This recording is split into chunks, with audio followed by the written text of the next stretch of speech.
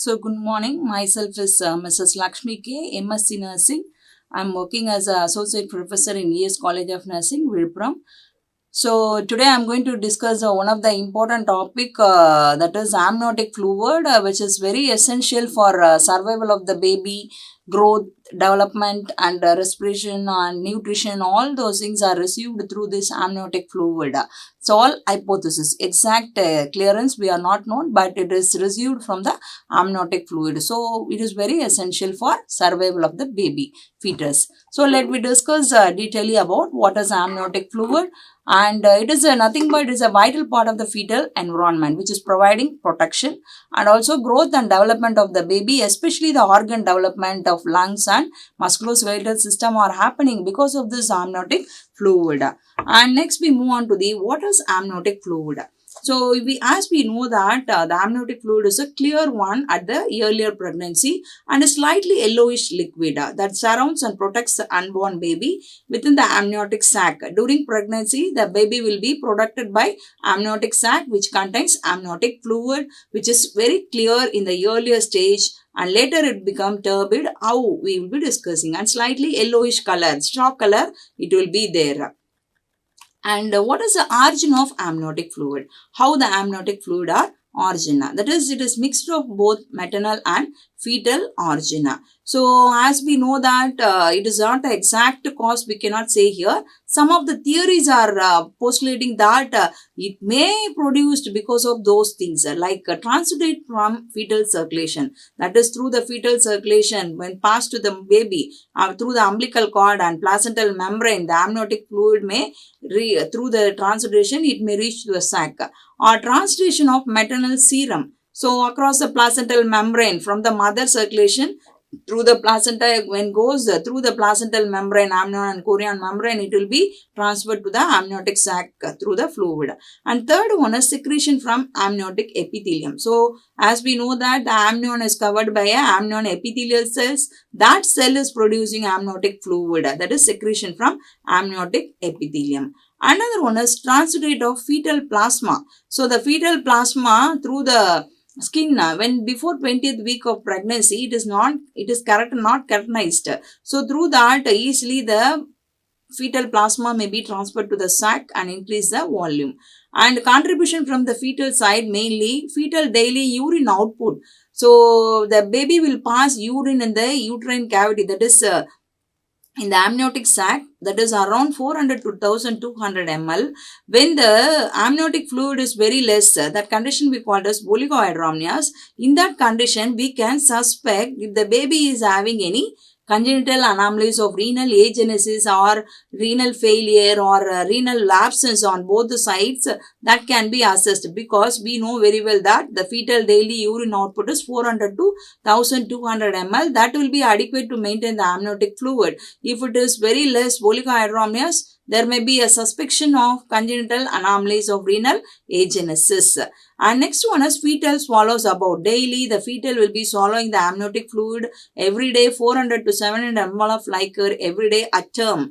But if the fetus not swallowing in certain conditions like esophageal atresia or cleft lip, cleft palate, baby is having any GI tract abnormalities, congenital abnormalities are there, the baby cannot swallow, automatically the amniotic fluid will not be swallowed and it will be retained in the sac itself, which increases the amniotic fluid, that leads to polyhydramnios also can be suspected. So if there is a polyhydramnios, we have to suspect is there any congenital abnormalities in the GI tract. And next one is intramembranous absorption. So daily through the membrane, placental membrane and umbilical cord membrane, 200 to 500 ml per day it is transferred, and water and solutes from amniotic compartment, it will be transferred to the fetal circulation through that fetal surface of the placenta. So fetal lung also plays a major role, that that fluid also enter the amniotic cavity so that it will be increasing its volume. And you just see the scheme of showing the source and circulation of amniotic fluid, already whatever we discussed. From the maternal side, that is amniotic epithelium, that is placenta, the secretion is happening, so amniotic fluid is increasing, translation from the placenta, amniotic fluid is raising. Apart from that, through the intramembranous absorption, intermembranous absorption and exchange of lung fluid, 340 ml of fluid will be exchanged, and swallowing 400 to 700 ml of fluid will be swallowed daily, and fetal circulation also the amniotic fluid will be entering. And fetal skin, as I said, non-keratinized during before 20th week. Through that also the fetal plasma will be transferred, and fetal urine, that is 400 to 1200 ml of urine will be excreted per day, so that the amniotic fluid volume can be maintained. And what is the circulation? As we know that we may think that the once the amniotic fluid has formed, it will be retained for throughout the pregnancy. Not every 3 hours once it changes amniotic fluid water content, it is replaced. And also because no we in the later term and all, no, the presence of lanigo and epithelial cells in the meconium, that indicates that the baby is swallowing the fetus. It is one indicator that baby is swallowing amniotic fluid, because lanigo is nothing but the presence of fetus fine air and epithelial cells in the meconium, that shows that fluid is swallowed by the fetus. That is the evidence.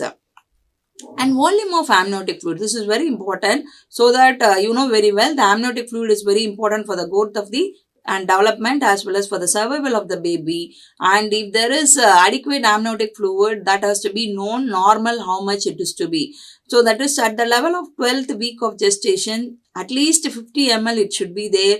At 20th week it should be 400 ml. 36 to 38 weeks, around 1000 ml it will be there, 1 liter. But at the term, it is started to reduce. Once term till 40 weeks, it will be started to reduce 600 to 800 ml.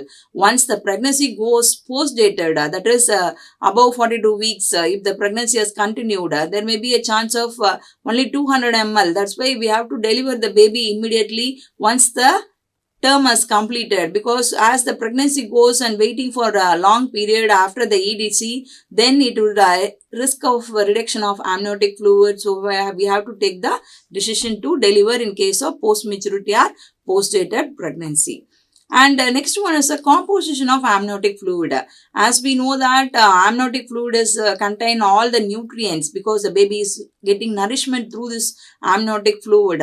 So 98 to 99% of the amniotic fluids are water content only in early pregnancy, and only 1 to 2% of solids like electrolytes, sodium, potassium, chloride, protein, carbohydrates, lipids, hormones, fetal cells and fetal urine in later pregnancy it will be there. So mainly water content is a major one. And color of amniotic fluid. So this is very essential to know the color of the amniotic fluid at the time of labor. So here normally in early pregnancy it is a colorless. So we cannot see that clear white it will be there. If you see the picture it will be a clear one. But in the term, near term, if you see that straw colored, just because of the already I said exfoliated lanigo, epithelial cells from the fetal skin, and looks very turbid, like mixed of some waste product, how the water will look. So similar like it will be turbid because of vernix caseosa. Okay, vernix caseosa, lanigo and epithelial cells makes the turbid of the amniotic fluid near the term. And abnormal color of amniotic fluid, as we know that normal, we have to know the abnormal color, because who is handling in the labor process, they should know what are the abnormal colors which affects or which danger the life of the fetus. So like first and foremost is a meconium stained green color. If the meconium, that is amniotic fluid, is stained with the meconium green color, that indicates fetal distress, especially in case of breech and transverse lie. So it will be lead to prolonged labor or obstructed labor, and meconium may be passed. So that leads to, when the babies swallow this meconium stained, the thickness of the amniotic fluid will be increased, so that it blocks the respiratory tract and it prevents the further respiration, so which leads to fetal distress. And second one is a golden color. So this golden color is a RH isoimmunization. If there is a hemolysis of RBC is happening, in case of RH incompatibility case, there is a destruction of the fetal RBC and destruction of the baby may happen. And next one is a greenish yellow, that is saffron color. So post maturity, as I said, when the pregnancy dated more than 40 to 42 weeks, then we call it as post maturity. In that condition, the amniotic fluid color may entirely changes to greenish yellow or saffron. And accidental hemorrhage, as we know, abruptio placenta is one of the major problem, and which leads to concealed and revealed hemorrhage. So in that condition, the amniotic sac may be fully with the blood mixed, which leads to dark colored. In case of intrauterine fetal death, tobacco juice color, the amniotic fluid will be there, that is dark brown. So meconium stained green color, that is in case of fetal distress, golden color in case of RH incompatibility, and greenish yellow post maturity, dark colored accidental hemorrhage, and dark brown IUD, that is intrauterine fetal death. Then we are moving to the major one. What is the function of amniotic fluid during pregnancy? So as we know that the amniotic fluid is protecting the baby and also helping for growth and development. First one is shock absorber. For example, if, during a pregnancy, I am hitting to the wall, or I am falling from the bed, or falling from the bike.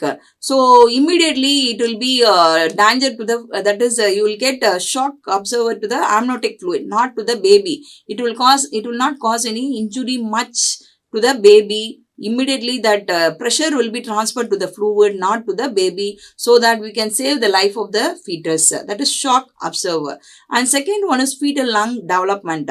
So the development of the fetal lung, which is received from the amniotic sac only. Nutritive value, as I said, components of the amniotic fluid, it is having electrolytes and proteins, carbohydrates, hormones, all those things. So it is receiving the nutrition and maintain the even temperature. For example, outside very hot weather or very cold weather, whatever it may be, the baby will be safe in even temperature in the amniotic sac.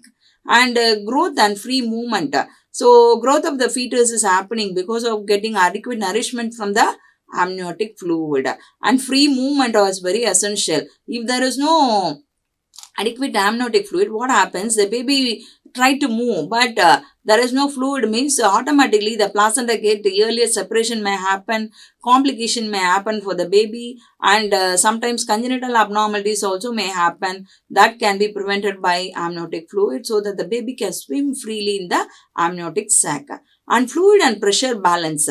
So as I said, the shock absorber, the pressure of the amniotic sac is also maintained, and the fluid and pressure balance is maintained by amniotic fluid. So what are the functions of amniotic fluid during pregnancy? Is nothing but shock absorber, fetal lung development, nutritive value, maintain temperature, growth and free movement of the fetus is occurring, fluid and pressure balance is maintained. And next move on to the functions of amniotic fluid during labor. So what is the main thing is the infection control. How we can say it is an infection control. So once the membrane is ruptured, the mother is staining for a long time, and once the membrane is ruptured, the drainage of liquor amni will be happening. So it is having the antibacterial effect, so that it will wash out the genital tract, so that if there is already any microorganism or there, it will be flushed off, so that infection can be prevented. That's why it is called as antibacterial effect is there in the amniotic fluid. And protects fetus from trauma. Already I have seen that falling trauma can be prevented, as well as during uterine contraction, the fetal head tries to enter into the pelvis. So in that condition, injury may happen if there is no adequate fluid. So the pressure will be transmitted to the fluid, not, that is fetal axis pressure, general pressure, that will be transmitted to the fluid, not the fetus, so that the fetal will be free from intraventricular hemorrhage or ICP, intracranial pressure can be avoided with the help of this amniotic fluid. That is protect fetus from trauma. And next one is helps cervical dilatation. As we know that once the membrane is ruptured, the release of the prostaglandin and other hormones will be there, which is helpful for cervical dilatation, and that will be very useful during labor. So helps for cervical dilatation. Next one is lubricate the birth canal. So it is a lubricating to expel the fetus freely. That is another major function, and provides visual indicators. So as we know that what are the different, once the membrane is ruptured, there is a drain of Licher amni that is very clear, or meconium stained or golden, and different abnormal color, anything is there that can be noted. That is provides visual indicators to identify any abnormalities of the amniotic fluid. And next we move on to the clinical importance of amniotic fluid. So why it is important? So to know the fetal well-being and maturity of the fetus. For example, when you are doing the amniocentesis or when you are doing the chorionic village sampling. So the amniocentesis and this and all will be done to identify any congenital or hereditary disease is there, as well as fetal well-being is there. Maturity of the fetus can be assessed through the USG. So for that, amniotic fluid plays a major role. And intra-amniotic instillation of chemical for induction of labor. So intra-amniotic instillation is nothing but some of the drugs will be introduced directly to the amniotic sac so that we can avoid the pregnancy further, so that we can go for termination of pregnancy in case of congenital anomalies or hereditary anomalies like Down syndrome. Anything is identified that has to be aborted. So for that induction of labor, we can use this amniotic fluid instillation of chemical. And amniotic fluid index, which is very essential, we will be discussing in the next slide, and what is polyhydramnios and oligohydramnios and all. And rupture of the membrane. So when the membrane is ruptured, already I said drainage of liquor is there. That will be helpful for induction of labor. As I said, it will be enhancing the uterine contraction as well as releasing of the prostaglandin, which will be helping for again uterine contraction and softening of the cervix. Further cervical dilatation happens, expected for normal vaginal delivery. So this is a clinical importance. And next we move on to the what is amniotic fluid index. So this is very important to note this index.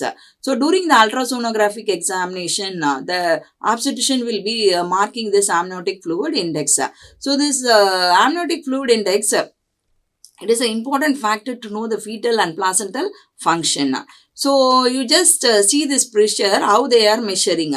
So actually the abdomen, the pregnant abdomen is divided into 4 quadrants with the midpoint of the umbilicus, and upper border is the fundus and lower one is the symphysis pubis. So they will be making the abdomen into 4 quadrants. So you just see this picture. Each quadrant is having a deep vertical packet, that is DVP, deep vertical packet. It is having the centimeter of 2 to 8 centimeter each packet. Collectively this all 4 packets only we call it as amniotic fluid index. That is Q1, Q2, quadrant 1, quadrant 2, quadrant 3, quadrant 4. How much we are getting, that we call it as amniotic fluid index. So here if you see the normal ranges, you will be understanding. Amniotic fluid index less than 5 centimeter. That is usually 5 to 24 centimeters the normal range. If the amniotic fluid is less than 5 centimeter, we call it as oligohydramnios.